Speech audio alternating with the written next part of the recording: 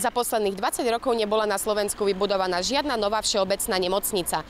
Pacienti sa môžu tešiť na vyšší štandard poskytovanej zdravotnej starostlivosti. V Michalovciach vyrastie nemocnica novej generácie. Sieť regionálnych nemocníc v spolupráci s Košickým samosprávnym krajom a mestom Michalovce predstavili štúdiu novej nemocnice. Celý projekt vychádza z najnovších skúseností a trendov uplatňovaných vo vyspelých krajinách. Všetky súčasné oddelenia budú umiestnené v 4 hlavných medicínskych objektoch. Rekonštrukciou prejdú pavilóny infektológie, pneumológie a chirurgie. Pôjde o kompaktnú budovu, ktorá bude prepojená s poliklinickou časťou.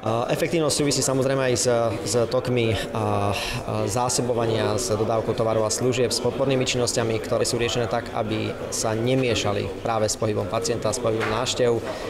Je rozdelená tá, verejná časť od časti práve zásobovania, prípadne pohybu personálu alebo priestoru na podporné činnosti, či už ako rozvoz stravy, prádla a ďalšie veci, ktoré sú nevyhnutné. Samozrejme urobiť to tak, aby to bolo v rámci nejakej kompaktnej budovy a aby to nevytváralo zase zbytočné chodby a zbytočné priestory. Prístup k pacientovi bude už o pár rokov v Michalovciach iný, ako je bežné v slovenských nemocniciach. Novinkou bude spoločný úsek zameraný na matku a dieťa. Jednou z predností má byť funkcia rooming in, ktorá umožní rodinnému príslušníkovi prenocovať s pacientom v izbe. Ďalším z dominantných znakov je liečivé prostredie. Nemocničné izby budú vybavené harmonickým interiérom, vlastným sociálnym zariadením a budú mať pripojenie na internet. Výhody spočívajú po tej technickej stránke jednak v tom, že sú tam pohyblivé lôžka, jednak vybavením, to znamená, bude to moderne vybavená nemocnica. Ďalšia výhoda spočíva v tom, že vlastne v každej izbe, ktorá sa tam nachádza v lôžkovej časti, je denné svetlo. Ďalšia výhoda spočíva v tom, že je to nemocnica, ktorá bude mať excelentný urgentný príjem, to znamená aj šanca záchrany života sa zvyšuje. A čo je veľmi podstatné, tá nemocnica je flexibilná z pohľadu či už zväčšovania alebo zmenšovania určitých oddelení do budúcna.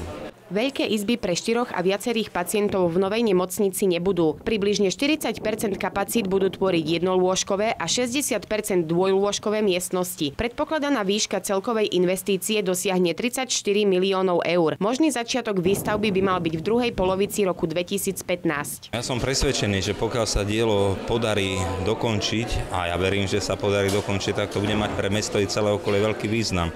Pretože už niekoľko desaťročí Michalovce a nielen mesto, ale široké okolie trpí kvalitnou zdravotnou starostlivosťou aj z toho dôvodu, že je poskytovaná v priestoroch dnes síce vyhovujúcich, ale už len ťažko vyhovujúcich. Poskytuje sa o viacerých objektoch, stav tých objektov je niekedy, nazvem to až alarmujúci, a preto pokiaľ sa buduje tento objekt, ktorý bol dnes predstavovaný, tak som presvedčený, že množstvo z problémov, ktorými dnes zápasíme, zmizne. Ak pôjde všetko podľa plánov, nová prevádzka bude spustená začiatkom roku 2018.